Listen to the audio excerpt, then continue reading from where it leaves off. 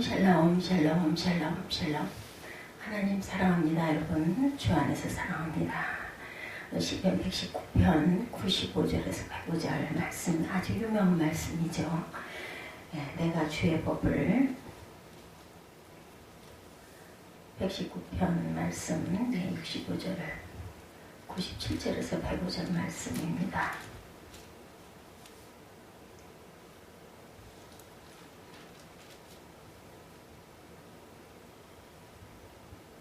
내가 주의 법을 어찌 그리 사랑하는지요. 내가 그것을 종일 작은 소리로 읊조리나이다.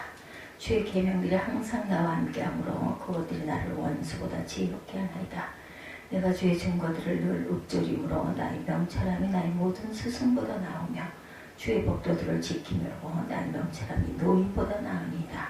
내가 주의 말씀을 지키려고 발을 금하여 모든 악한 길로 가지 아니하였사오니 주께서 나를 가르치셨으므로 내가 주의 규례들에서 떠나지 아니하였나이다. 주의 말씀의 맛이 내게 어찌 그리한지요. 내 입에 꿀보다 더 다니이다. 주의 법도들로 말미암아 내가 명철하게 되었으므로 모든 거짓된 일을 미워하나이다. 주의 말씀은 내 발에 등이요 내 길에 비치느니다. 아주 유명한, 아주 우리가 아주 애송하는, 좋아하는 그런 말씀입니다. 시편 119편은 시편 중에서 가장 긴 시편 176절까지 있는데 그 중에서 97절에서 105절 오늘은 말씀은 주의 말씀은 내 발에 등이요 내 길에 비치니이다. 이 말씀으로 함께 은혜를 나눕니다. 238장 주님의 귀한 말씀, 이게 또 우리 시편 97편에서 109절 말씀의 내용으로 나와 있죠. 주님의 귀한 말씀은 내 발에 비치어 목마른 사막길에서 샘물과 같도다. 굶주린 나의 영혼을 만나러 먹이고 내가 이를 밝게 비추니 그 말씀은 귀하다. 낮에는 구름 기둥과 밤에는 불 기둥, 주 백성 앞에 나타나 인도해 주시네. 하늘의 깊은 지혜를 깨닫게 하시고 주 말씀을 밝히 알도록 늘 도와주소서. 이 찬송 가사가 이 1절부터 4절이 신구약 성경의 여러 본문을 두루 인용하고 있지만 특히 1절은 119편 105절을 인용한 그런 내용이죠. 신구약 성경 66권 중 가장 긴 책이 시편이죠. 무려 150편입니다. 그 중에서도 저수가 긴 것이 119편, 무려 176절이나 됩니다. 우리 상식적으로 이 정도는 우리가 알고 있는 부분이기도 하죠. 우리가 가장 짧은 시편이 2절로 되어 있었죠. 117편 말씀이 가장 짧은 말씀, 119편은 가장 긴 176절로 되어 있는 말씀 중에 오늘은 97편에서 105절, 찬송가 238장 1절에 인용한 시편 119편 105절, 주의 말씀은 내 발에 등이요 내 길에 비치니이다. 105절에 나타나 있죠. 주의 말씀 중 하나님의 말씀이 나의 삶을 인도하는 기준이고 길잡이가 된다. 구약시대에 무슨 전기나 전등은 없었죠. 지극하지 캄캄한 밤길에 작은 등불에 비친 우리 길을 인도해주는 길잡이 같은 그런 아주 대단한 역할을 했습니다. 만약 우리 인생에도 캄캄한 빛이 찾아오면, 그래서 고난이나 위기를 맞게 되면 무엇이 우리 삶의 등불이 되게 길잡이가 되게 될까? 하나님의 말씀이라는 거죠. 당연히 하나님의 말씀입니다. 우리가 어떻게 해야 할지, 어디로 가야 할지 모를 때 하나님은 우리가 가야 할 길, 해야 할 일, 무슨 결정을 해야 할지 명확하게 보여준다는 거죠.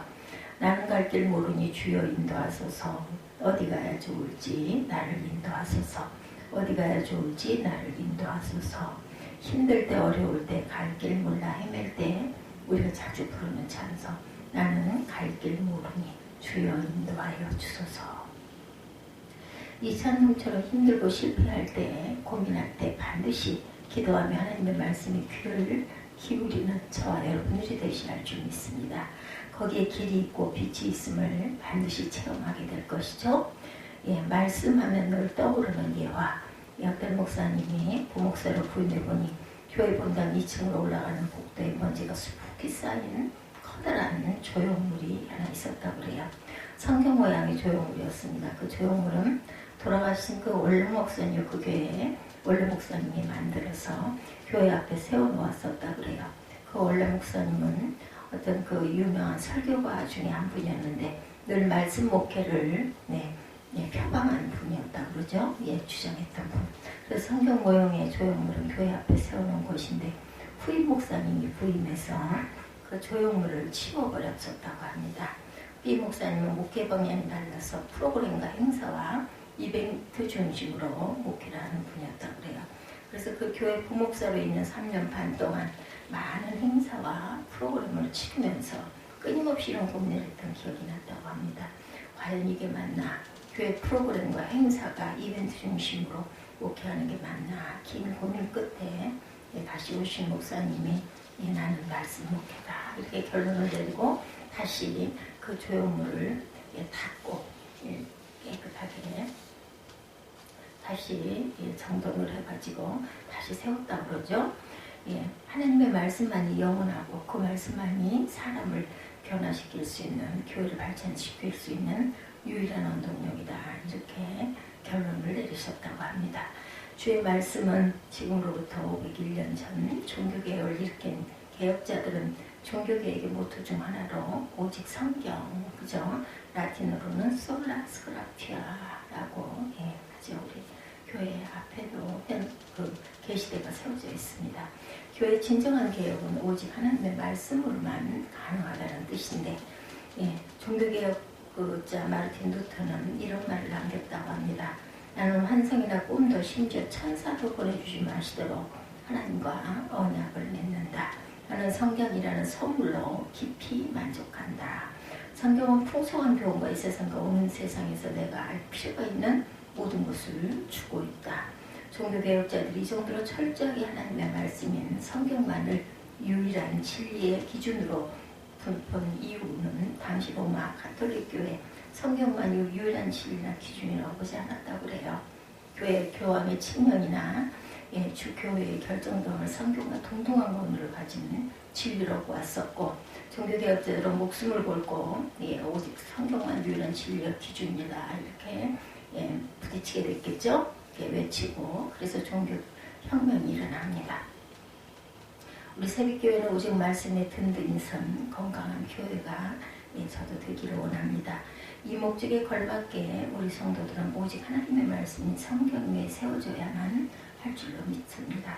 그런 의미에서 시편 중에 가장 대표적인 말씀인 119편 우리에게 커다란 교훈을 주는 주옥 같은 말씀이죠. 176절이나 되는 시편 119편 모두가 정말 주옥같이 귀하지만 대표적인 본문 3개만 뽑아 잠시 나누어 봅니다. 첫째 시편 119편은 이렇게 증거합니다. 하나님의 말씀은 복을 준다. 첫 시작이 1절과 2절에 나타나 있습니다. 119편 1절과 2절 행위가 온전하여 여호와의 율법을 따라 행하는 자들은 복이 있으며 여호와의 증거들을 지키고 전심으로 여호와를 구하는 자는 복이 있도다. 1절과 2절이죠. 여호와의 증거들을 지키고 전심으로 여호와를 구하는 자는 복이 있도다. 하나님의 말씀이 첫째로 우리에게 주시는 유익과 능력은 바로 복 주심이라는 겁니다. 이 복은 세상이 줄 수 없는 참되고 영원한 복. 그런데 이 복은 아무나 받은 게 아니죠. 1절에 행위가 온전하여 여호와 율법을 따라 행하는 자들이 복을 받는다. 행위가 온전하다는 것은 완전하다는 뜻이 아니고 전심으로 하나님의 말씀을 지키고 따라 살려고 애쓰는 태도를 말합니다. 비록 우리가 부족하고 연약하지만 온전히 온 마음 다해 하나님의 말씀을 구하고 몸부림쳐서 지키면 하나님이 주시는 진짜의 축복을 받게 된다. 저와 여러분 모두가 온전히 하나님의 말씀을 지키고 그 말씀대로 살려고 몸부림쳐서 하나님이 주시는 참된 복을 받으시기를 주님의 이름으로 축복합니다. 둘째 시편 119편은 또다시 증거합니다. 9절 말씀 보십니다. 청년이 무엇으로 그 행실을 깨끗하게 하리까? 주의 말씀만 지킬 따름이옵니다. 말씀하죠. 청년이 무엇으로 행실을 깨끗하게 하리까? 주의 말씀만 지킬 따름입니다. 청년이 그 행실을 깨끗하게 하려면 하나님의 말씀을 순종하고 잘 지켜야만 한다는 거죠. 성경만이 우리를 죄에 빠지지 않고 지켜줄 성격의 능력이다. 근데 왜 하필이면 청년일까? 청년의 시기는 항상 활기왕성해서 죄와 유혹에 빠지기 쉽기 때문입니다. 젊은 혈기로 덤벼들다 보면 언제 죄에 빠질지, 언제 유혹에 넘어갈지 알 수가 없죠. 그런데 이런 청년 시기에 하나님을 만나고 하나님의 말씀을 만나면 아무 걱정이 없다는 거죠.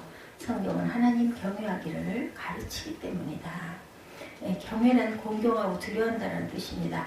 젊은 시절에 하나님을 만나 하나님을 공경하고 높이는 법을 성경을 통해 배우고 죄에 지을 일이 생기면 죄가 유혹이 다가오면 하나님을 두려워하는 법도 성경을 통해서 배우게 되면 모든 죄와 유혹으로부터 자신을 깨끗하게 지킬 수 있기 때문이라는 거죠. 그러므로 청년뿐 아니라 우리 모든 성도들이 성경을 알고 성경을 배우고 성경 말씀을 지키고 살면 우리 행실이 거룩하고 깨끗한 진짜 백이 성도들이 될 수 있다라는 겁니다. 흔히 교회 처음 나와 집사 직분을 받기 전에 성도라는 호칭을 쓰지만 아직 그 성도라는 그 뜻은 대단한 뜻을 갖고 있죠. 거룩한 무리라는 뜻을 갖고 있습니다. 저와 여러분 모두가 거룩한 성도, 거룩한 주의 자녀들, 온전한 성도님들이 되시기 바랍니다.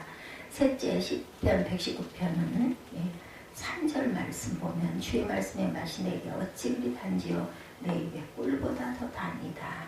참으로 불의를 행하지 아니하고 주의 들을 행하느도다. 주께서 명령하셔서 주의 법도를 잘 지키게 하셨나이다 라고 말씀하고 있습니다. 103절 119편의 103절 말씀 다시 한번 찾아서 보도록 합니다.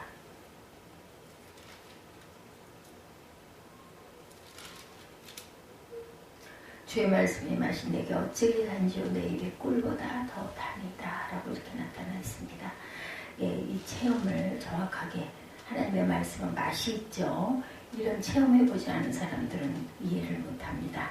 이 체험을 해본 거죠. 시인은 말씀의 맛이 너무 좋고 말씀의 맛이 너무 달다. 말씀이 너무 좋다라는 거예요. 가장 단 음식인 꿀보다 더 달다라고 고백합니다. 이 영적 만족은 세상 그 어떤 것으로도 얻을 수가 없고 오직 말씀으로만 가능하다. 이 체험이 없는 그러한 신앙생활을 오래 해도 이 말씀의 단맛을 체험하지 못한 성도가 있다면 정말 불행한 일이죠. 시인은 그 말씀의 맛을 체험했고 그 말씀이 얼마나 좋은지 알기에 97절에 고백합니다. 내가 주의 법을 어찌 그리 사랑하는 줄 내 그것을 종일 작은 소리로 읊조리나이다. 97절 보실까요? 내가 주의 법을 어찌 그리 사랑하는 줄 내가 그것을 종일 작은 소리로 읊조리나이다. 또 102절을 보면 102절을 다시 봅니다. 주께서 나를 가르치셨으므로 내가 주의 규례들에서 떠나지 아니하였나이다. 여러분 모두 이 말씀의 엄청난 맛을 체험하시기를 주님의 이름으로 축복합니다. 지금까지 시편 119편의 주옥같은 말씀을 통해서 성경이 우리에게 주시는 대표적인 복이 무엇인지 세 가지로 살펴봤습니다. 그런데 이런 놀라운 복을 우리가 것으로 만들려면 과연 우리는 어떻게 해야 할까? 이 과제가 남아있습니다. 아무나 이 말씀의 복을 받는 게 아니라는 거죠. 앞에서도 봤지만 말씀을 사랑하고 말씀을 내 마음에 생기고 말씀대로 살려고 노력하는 사람에게만 주어지는 복이다. 그런데 아무리 말씀을 사랑하고 말씀을 새기고 살려고 몸부림쳐도 이거 하나가 안 되면 소용이 없습니다. 굉장히 중요하죠. 그건 바로 18절. 내 눈을 열어 주의 율법에서 놀라운 것을 보게 하소서. 기이한 것을 보게 하소서.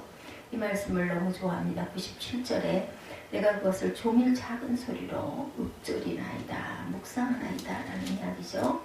97절 보면 내가 주의 법을 어찌 사랑하는 줄 내가 그것을 종일 작은 소리로 읊조리나이다. 이 말씀이 주시는 복은 이렇게 작은 소리로 종일 읊조릴 정도로 기뻐하고 귀하게 여기야 한다. 18절에 내 문을 열어 주의 율법에서 놀라운 것을 보게 하소서. 내가 그것을 종일 작은 소리로 읊조리나이다. 어떻게 보면 이 부분이 거꾸로 바뀌어야 더 아주 잘 잘 맞을 것 같죠. 오늘이 18절. 내 눈을 열어 그의 율법에서 놀라운 것을 보게 하소서. 내가 그것을 조금 작은 소리로 읊조리나이다. 매일 틈날 때마다 속으로 중얼중얼 내 눈을 열어 주의 율법에서 놀라운 것을 보게 하소서. 때로는 안 되는 영어지만 Open my eyes that I may see wonderful things in your law. 이렇게 영어로도 한번 해보면 또 특별하게 의미가 다가옵니다. 이 말씀을 좋아하는 것은 주는 복을 받을 수 있게 말씀이 주는 복, 말씀이 주는 복을 우리가 받을 수 있기 때문이다.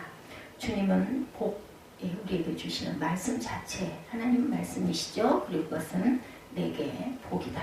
내 눈이 열려야 이 말씀을 볼 수 있다는 거죠. 아무리 하나님의 말씀이 귀하고 복되다 하더라도 내 눈이 뜨이질 않고 볼 수가 없고 앞이 시야가 깜깜하다면 절대로 볼 수가 없습니다. 그래서 시인은 Open my eyes, 눈을 열어달라. 육신의 눈 말고 영의 눈을 열어달라는 거죠. 육신의 눈은 그냥 성경책의 글자만 보게 됩니다. 지난번에 제가 말씀드렸죠. 겉도 그죠? 그냥 읽는 겁니다. 속독은 뜻을 새기면서 뜻이 느껴지면서 읽는 거죠. 아무리 글자를 읽어도 그 글자 속에 들어있는 의미를 더욱이 은혜를 절대 깨달을 수 없다. 그래서 육신의 눈이 아닌 영적인 눈이 열려야 한다. 고린도후서 3장 3절에서 말씀합니다.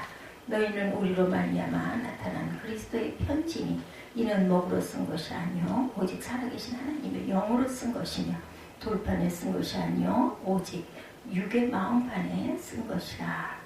목으로 쓴 것이 종이에 인쇄된 글자로 보는 게 아니다. 영으로 쓰인 말씀은 영으로 읽을 수 있다. 그래서 내 눈을 내 영안을 열어달라고 간구합니다. 이 간구가 바로 저와 여러분의 간구가 되기를 주님의 이름으로 축복합니다. 그러면 다시 한번 18절 내 눈을 열어 주의 율법에서 놀라운 것을 보게 하소서. 여기서 놀라운 그러면 별로 안 와닿지만 영어 성경으로 원더풀 하면은 아주 대단한 그죠? 그래서 영어 성경이 때로는 아주 강한 뜻을 나타냅니다. 그 뜻이 깨달아지고 그 깊은 의미가 깨달아지죠. 원더풀의 맛이 와닿기 때문에 원더풀 복을 받게 된다라는 겁니다. 저와 여러분도 하나님의 말씀에서 이 놀라운 원더풀한 것을 볼 수 있기를 축복합니다. 그 맛을 체험하기 바랍니다. 그러면 저와 여러분도 말씀에 든든히 선 건강한 성도가 되어 평생 복된 신앙생활을 할 줄로 믿습니다. 마태복음 5장은 누군가 손으로 쓴 필사본인데 바로 북한교회에서 40년 눈물로 쓴 필사본 성경이기도 하다고 합니다. 북한에는 성경을 가지고 있다는 사실만으로도 사실은 총살감이라고 해요. 그래서 지하교회 성도가 성경을 가지고 있다면 수십 년도 넘은 낡은 성경이거나 어떻게 보면 사진으로 우리 가끔 보죠. 북한의 그 필사본 성경. 그들은 이 성경을 눈물로 정말 목숨을 걸고 썼다 그러죠. 이 사진을 보는 순간 너무나 전율을 느껴서 부끄러운 마음이 들었다라는 그런 감정도 들었습니다. 나는 말씀 한 절 한 절을 눈물로 써내려갈 만큼 과연 성경을 사모하는가? 나는 정말 목숨을 걸 만큼 하나님의 말씀을 지키려고 애쓰며 살고 있는가? 여러분들 어떠십니까? 성경을 필사하시는 분들 계십니까? 느낌이 어떠십니까? 글씨를 그냥 얼른 쓰려고 빠르게 급하게 그냥 이 양을 채워야 되니까 이렇게 쓰고 계시는 분은 아마 안 계실 겁니다. 쓰면서 한 줄을 쓰더라도 5줄을 쓰더라도 말씀의 의미를 깊이 깨닫고 쓰시는 필사하시는 그런 저와 여러분 되시기 바랍니다. 이 말씀이 흔하디 흔한 말씀이 홍수시대에 과연 정말 하나님의 말씀을 이처럼 간절히 붙들고 살아가고 계시는지 우리 각자 한번 묵상하는 그런 시간 갖도록 하죠.